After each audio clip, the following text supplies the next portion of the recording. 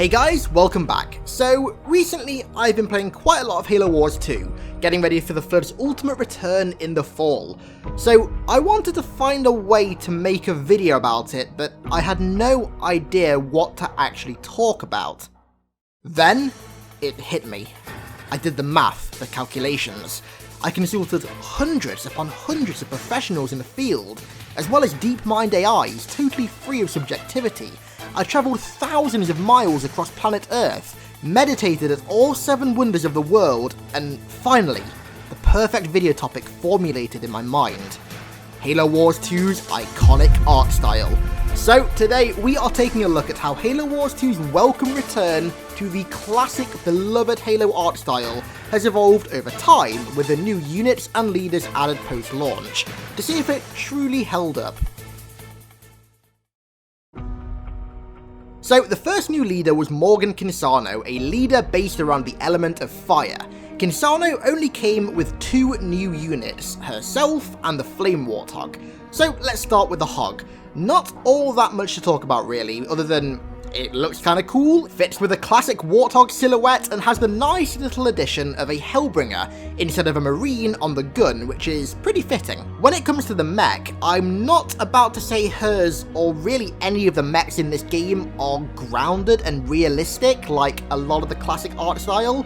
They're definitely out there, but I like their designs and I feel that they're still kind of fitting. I think it's the simplicity of her mech that makes it more fitting, and the fact that it's not over-designed with like 1,000 handlebars and details like a lot of the modern UNSC stuff, nor is it really curvy and clean like the modern stuff either. It retains the classic style's more gritty, edgy, and almost blocky design instead. Not blocky in a overly simplistic manner, but the edges aren't rounded, if you get me. So all in all, a pretty cool leader and unit, but not the best. Secondly, we have Colony, arguably the most interesting and different of all of the leaders, and man was it awesome to see the Letgolo finally get some other forms than hunters. The first of these forms is the Goliath, a tanky melee-only beast fairly similar to the Flood Thrasher. What I love about this is that even though it's very clearly not a hunter, you can very easily see that it's related due to the exposed orange worms, similar type of armor plating, and the long spines that come off its back, and it even has a big version of the hunter's fuel rod cannon on its back that looks like it's powering its strong melee attacks or something. Overall, the Goliath takes familiar aspects of a hunter and twists them in a totally new but very welcomely fitting form. The hero for Colony is the Hunter Captain, essentially a regular hunter with like no worms visible, with full metal body armor, a Marine's worst nightmare. The best thing about this, again, is that you can very clearly tell that it's a hunter. Its silhouette and many of its features are identical, so it manages to offer a different spin on the hunter without radically changing anything, which is one of my main complaints with 95% of the art style post-Halo Reach. Everything just looks too different and not fitting. These things do not.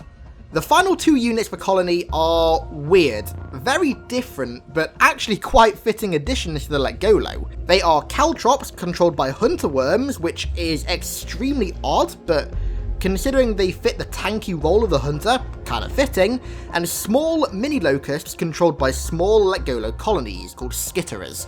The latter isn't something that I would exactly expect from a hunter colony, but its colour palette and armour plating kind of make it fit. So third we have the legend himself, Sergeant Johnson, a mech-based leader which is kind of weird, who brought a bunch of technically old mechs into the fold. First of all, the Mantis. Now, ironically, the Mantis is actually the only thing from the new UNSC art style that I genuinely really like. For those who don't know me, I'm a massive Metal Gear fan, and the Mantis to me has always been, at least looked like it's been heavily inspired by Metal Gear Rex. So I feel like I kinda have to love it, and Halo Wars 2's is no different. That's actually a trend that I've spotted in Halo Wars 2's mechs. Most of them seem to take at least a little bit of inspiration from Metal Gear, which is like the most perfect form of inspiration humanly possible. It's not a type of inspiration you're going to see me complain about ever. So, continuing with this inspiration, we have the Colossus, which is my favourite mech that they've ever introduced. It takes very clear inspiration from the Mantis, but differs in its more edgy and blocky design, like I mentioned earlier, harkening back to the classic art style. Again, it's not overly detailed or overly simple, it just hits a nice sweet spot in the middle, while looking badass with all of its massive railguns and autocannons at the same time.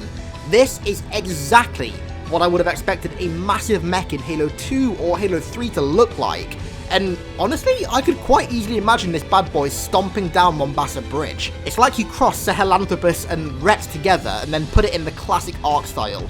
Just perfect. I love it so much. And finally we have Johnson's mech.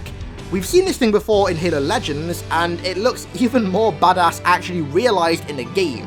Although I personally don't think that it fits Johnson's character at all, its design is definitely fitting, and it looks fantastic in game, so who am I to complain?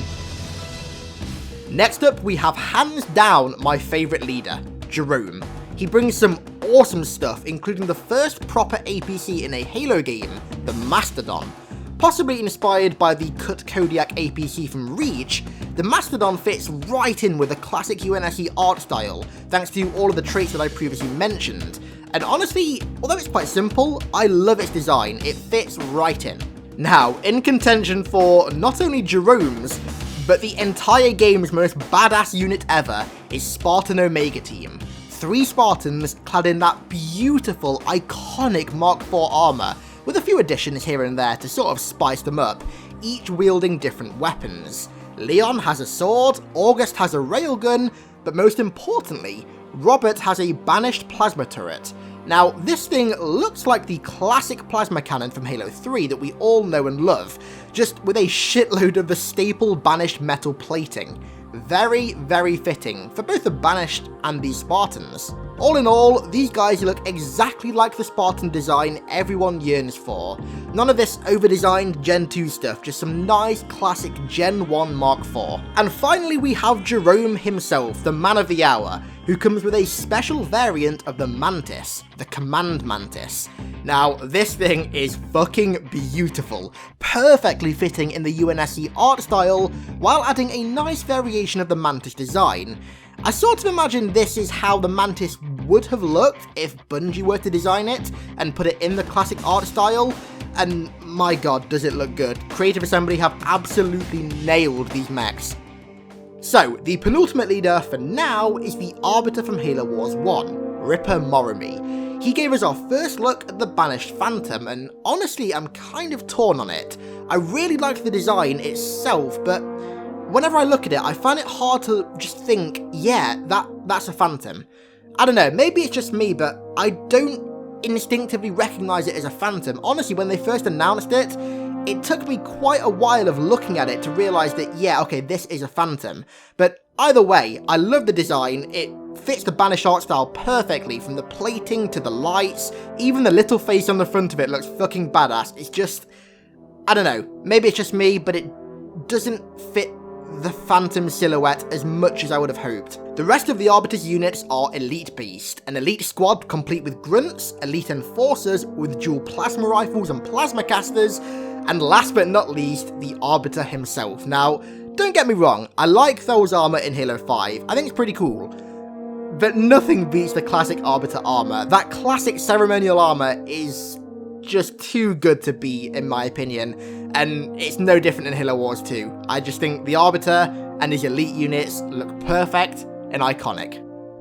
So, the latest leader for now is Sarina. Now, Sarina is a really interesting one, considering her units that she has are focused around ice and frost, which are an element that we've never seen Halo focus on before. Her first unique unit are the Cryo Troopers, which are literally just Hellbringers that fire ice instead of fire. It's a cool little change, but nothing major, but I like how aptly timed it is, considering what TV show it is on right now. She also has the Bison, a really aptly named APC that fires cryo shells. This thing is a heavy, very slow moving APC. Not much to say about this overall, it's cool and all, and I like the design, I think it fits, it's not over-designed or full of unnecessary details, it's just quite unique and it's quite hard to say if it would fit perfectly in the classic art style, but either way, if it does or if it doesn't, I love the design. And finally, we have the Frost Raven, basically a beefier Nightingale with freezing capabilities. Now, honestly, I love the design of this. Again, it's not over-designed or anything like that, it's just a nice sweet spot between simplicity and over-designing. It's got enough details to make it look technically important, if you get me, but it's not too much. It doesn't overload your senses. However, I wouldn't say that it fits perfectly with the classic art style. It doesn't not fit, if you get me. It doesn't perfectly fit though. It's weird, but like I said, with all of Sarina's stuff, considering it's focusing on an element that Halo's never focused on before, it's quite hard to equate whether they actually fit or not truly. All in all though, I really like her units. They're quite simple changes, but welcome changes. So, overall, if I had to compare Halo Wars 2's art style to something in real life, I'd compare it with a wine. Just like a good wine. It ages well with time, and that is exactly the case with Halo Wars 2's art style. This thing has literally only gotten better with time, and if Halo 6 or whatever the next Halo is takes heavy inspiration from it, you're gonna see a very, very happy man. So anyways, that's it for today guys. Next time, Flood. Thanks a lot for watching guys, and I'll catch you in the next one.